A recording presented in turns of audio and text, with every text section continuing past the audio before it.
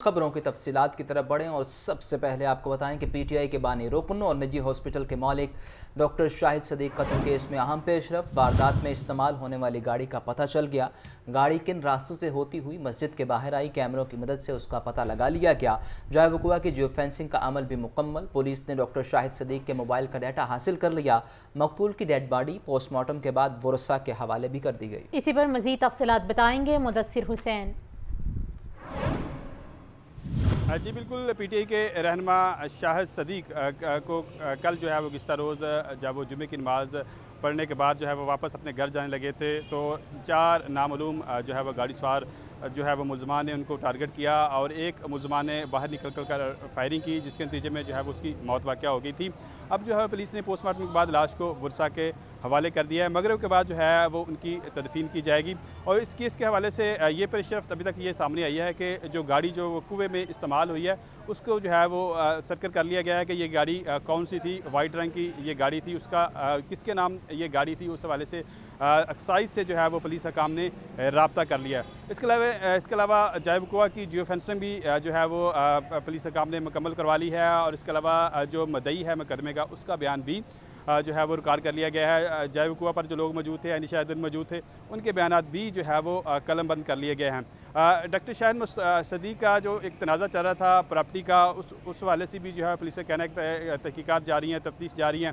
ایک ملتان لیبارٹری کا جو ہے ان کا جو پارٹنر تھا ڈاکٹر حسن شاہ، اس کے ساتھ جو ہے وہ تنازع چل رہا تھا۔ اینٹی کرپشن میں بھی انہوں نے ایک دوسرے پر کیس کر رکھے تھے، اس تنازع پر بھی پولیس سے کہنا ہے کہ تحقیقات کی جا رہی ہیں، تفتیش کی جا رہی ہے۔ سب سے پہلے پولیس سے کہنا ہے کہ گاڑی کا پتہ لگایا جا رہا ہے کہ یہ گاڑی کس کے نام تھی جو وقوع میں استعمال ہوئی۔ اس کے بعد جو ملزمان ہیں ان کا پتہ لگایا جائے گا کہ کس نے جو ہے وہ فائر مارا ہے موقع پر آ کر۔ یعنی شاہدین ہیں ان کے بیانات بھی قلم بند کر لیے گئے ہیں۔ اس واقعے پر ڈی آئی جی پریشن نے بھی جو ہے وہ نوٹس لیا تھا اور آئی جی پنجاب نے جو ہے وہ نوٹس لیا تھا اور ڈی آئی جی پریشن کا یہ کہنا تھا کہ جلد ملزمان کو گرفتار کر لیا جائے گا اور کڑیاں سے کڑیاں بنانے کی جو ہے وہ کوشش کی جا رہی ہے۔ مختلف ٹیمیں جو ہیں اس واقعے پر جو ہے وہ تفتیش کر رہی ہیں، لیکن ابھی تک جو ملزمان ہیں ان کی شناخت نہیں ہو سکی ہے کہ ڈاکٹر شاہد صدیق جو کہ معروف ڈاکٹر ہیں ان کو کیوں قتل کیا گیا ہے، اس کے پیچھے کیا محرکات ہیں، کیا وجوہات ہیں۔ تو اس حوالے سے پولیس سے کہنا ہے کہ جلد جو اصل حقائق ہیں ان تک وہ پہنچ جائیں گے۔ جی آپ کا شکریہ مدثر۔ گورنر پنجاب سردار سلیم حیدر خان نے پنجاب اسمبلی کا اجلاس 11 اگست کو طلب کر لیا ہے۔ پنجاب اسمبلی کا اجلاس 11 اگست دوپہر 2 بجے طلب کیا گیا ہے۔ گورنر پنجاب نے پنجاب اسمبلی کے اجلاس کا باضابطہ نوٹیفیکیشن بھی جاری کر دیا، جبکہ پنجاب اسمبلی کے اجلاس کی صدارت اسپیکر پنجاب اسمبلی ملک محمد احمد خان کریں گے۔ آپ کو اپڈیٹ کیا جا رہا ہے کہ گورنر پنجاب سردار سلیم حیدر خان نے پنجاب اسمبلی کا اجلاس 11 اگست کو طلب کر لیا ہے۔ پنجاب اسمبلی کا اجلاس 11 اگست دوپہر 2 بجے طلب۔ گورنر پنجاب نے پنجاب اسمبلی کے اجلاس کا باضابطہ نوٹیفیکیشن بھی جاری کیا ہے۔ پنجاب اسمبلی کے اجلاس کی صدارت اسپیکر پنجاب اسمبلی کریں گے۔ شہر کی 5 اہم شاہراہیں ٹیپا اور ٹریفک پولیس کی توجہ کی منتظر۔ شہر کی 5 شاہراہوں کو ماڈل روڈز بنانے کا خواب ادھورا رہ گیا۔ ماڈل روڈز تجاوزات free, cat eyes, land marking, traffic signals کی تنصیب کو یقینی بنایا جانا تھا۔ مال روڈ، جیل روڈ، علامہ اقبال روڈ، کینال روڈ اور فیروز پور روڈ کو ماڈل سڑکیں ڈکلیئر کیا گیا۔ ٹیپا نے رواں مالی سال میں 5 ماڈل روڈز کا منصوبہ ہی بجٹ میں شامل نہیں کیا۔ چیف انجینئر ٹیپا کا کہنا ہے کہ تجاوزات کا خاتمہ کر کے ٹریفک روانی ہموار کر رہے ہیں۔ اسی پر مزید تفصیلات جاننے کے لیے بات کر لیتے ہیں زین العابدین سے۔ زین، آگاہ کیجیے اس حوالے سے۔ کی جانب سے کیے گئے ٹریفک کاؤنٹ سروے میں واضح کیا گیا کہ شہر کی 5 شاہراہوں سے تجاوزات کو ختم کر کے انفورسمنٹ کو یقینی بنایا جائے تو ان سڑکوں پر جو ٹریفک دباؤ ہے وہ کم ہونے کے ساتھ ساتھ دیگر مرکزی شاہراہوں پر بھی ٹریفک روانی کو بہتر بنایا جا سکے گا۔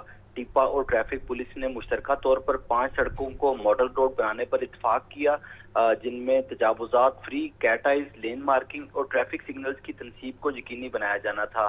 مال روڈ، جیل روڈ، علامہ اقبال روڈ، کینال روڈ اور فیروز پور روڈ کو ماڈل سڑکیں ڈکلیئر کیا گیا، لیکن شہر کی 5 اہم شاہراہوں پر ٹیپا جو یہ ماڈل روڈ بنانے کا خواب ہے وہ پورا نہیں کر سکی۔ ٹیپا نے رواں مالی سال میں ان 5 ماڈل روڈز کا منصوبہ ہی بجٹ میں شامل نہ کیا۔ ماڈل روڈز پر انفورسمنٹ نہ ہونے سے ٹریفک کا دباؤ بھی بڑھ چکا ہے۔ ٹیپا اور الائیڈ ادارے ماڈل روڈ سے غیر قانونی پارکنگ کا بھی خاتمہ نہ کر سکے۔ اس طرح ماڈل روڈ پر مختصر اور طویل دورانیہ کے ٹریفک پلان مرتب نہ ہو سکے اور اداروں کی عدم توجہی کے سبب یہ ڈکلیئر ماڈل روڈز پر جو ٹریفک کا رش ہے وہ بڑھتا جا رہا ہے۔ آپ کا شکریہ زین العابدین۔ شہر میں درختوں کی حفاظت کے لیے پنجاب حکومت کا بڑا فیصلہ۔ پنجاب حکومت نے PHA ترمیمی ایکٹ 2016 پر سختی سے عمل درآمد کا حکم دے دیا۔ شہر میں کسی بھی مقام پر درخت کاٹنے والوں کے خلاف کارروائی کا فیصلہ کیا گیا ہے۔ DG PHA نے ڈائریکٹرز کو ٹمبر مافیا کے خلاف کارروائی کا ٹاسک بھی دے دیا ہے۔ تفصیلات جانتے ہیں زین العابدین سے۔ زین، آگاہ کیجیے۔ شہر لاہور میں درختوں کی حفاظت کو یقینی بنانے کے لیے پنجاب حکومت کی طرف سے یہ بڑا فیصلہ کیا گیا ہے کہ پنجاب گورنمنٹ نے PHA ترمیمی ایکٹ 2016 پر سختی سے عمل درآمد کا حکم دے دیا ہے۔ اس ایکٹ کے مطابق شہر لاہور میں کسی بھی مقام پر درخت کاٹنے والوں کے خلاف کارروائی کا فیصلہ کر لیا گیا ہے۔ کوئی بھی شخص بغیر تحریری اجازت پبلک اور سرکاری جگہ سے درخت نہیں کاٹے گا۔ DHA اور دیگر سرکاری عملے کو اجازت کے بعد درختوں کی شاخیں تراشنے کی بھی اجازت ہوگی۔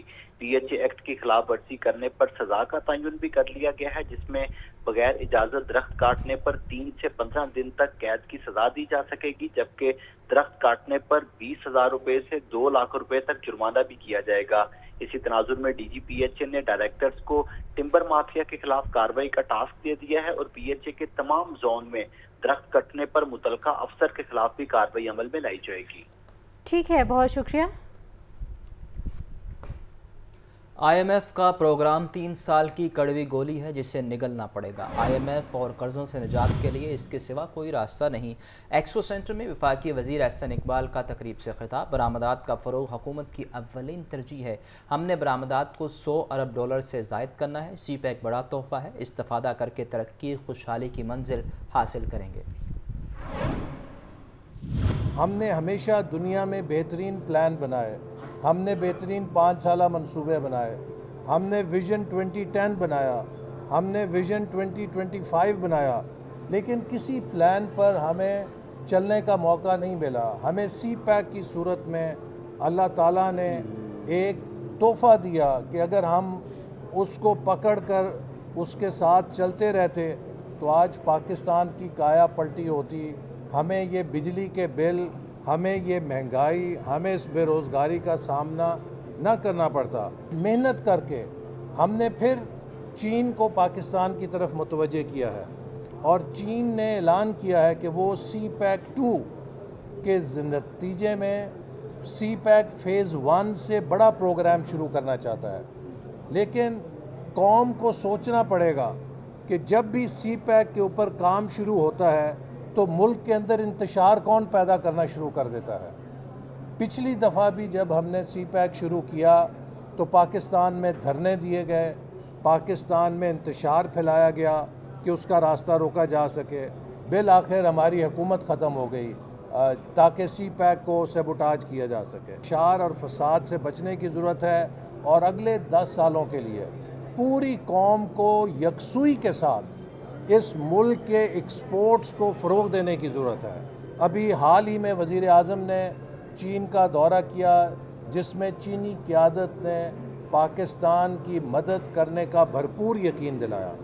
ابھی چین کا وفد ماہرین کا پاکستان کا دورہ کر رہا ہے، جو صدر شی جن پنگ نے بھیجا ہے کہ آپ پاکستان کے مختلف شعبوں میں جا کے جائزہ لیں کہ ہم کس طرح پاکستان کی مدد کر سکتے ہیں۔ لاہور سمیت پنجاب بھر کی غلہ منڈیاں 3 روزہ ہڑتال کے بعد کھول دی گئی ہیں۔ لاہور کی اکبری منڈی میں بھی دکانیں کھلنے لگی ہیں۔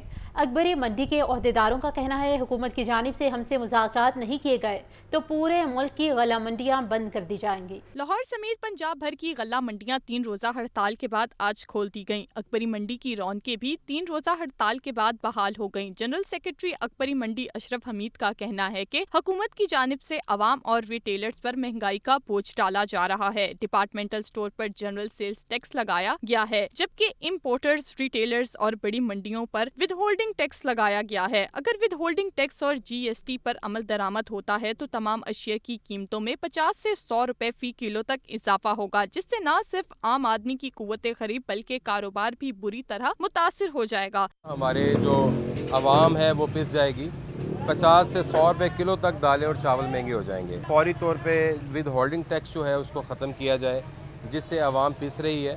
ہم نے 3 دن کی سٹرائک کی ہے، اس کے بعد ہم نے 3 دن کا اعلان کر کے آج ہم نے دوبارہ مارکیٹیں کھول دی ہیں اور اگر اس پہ عمل درآمد نہیں کیا جاتا, ہماری بات کو نہیں سنا جاتا, تو 6 اگست کو انشاءاللہ تعالی پورے پاکستان کا اجلاس بلایا جائے گا. صدر اکبری منڈی اظہر اقبال اوان کا کہنا ہے کہ اگر حکومت کی جانب سے ہم سے مذاکرات نہ کیے گئے تو دوسرے مرحلے کے لیے لاہے عمل 6 اگست کو کراچی میں تمام سٹیک ہولڈرز کی مشاورت سے طے ہوگا. کیمرامین فیصل رحمان کے ساتھ سامیہ سعید, لاہور نیوز.